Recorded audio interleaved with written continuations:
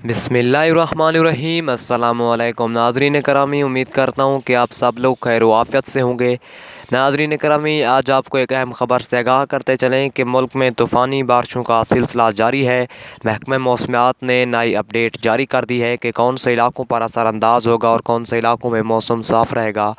पूरी तफसील से आपको आगाह करेंगे इस छोटी सी वीडियो में। उससे पहले कि अगर आप हमारे चैनल पर नए हैं तो चैनल को सब्सक्राइब करें और मौसम के बर वक्त अपडेट हासिल करें।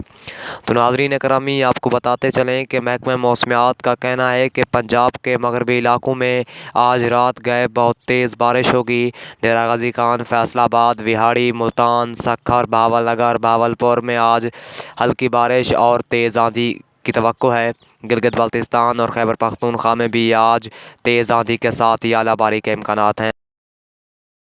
मुख्तलिफ़ अज़ला में आज मौसम साफ़ रहेगा और बलूचिस्तान के मुख्तलिफ़ अज़ला में मौसम अब्र-आलूद रहने के साथ साथ लुंडी, सैदान, किला सैफुल्ला में आज हल्की बारिश के इम्कानात हैं।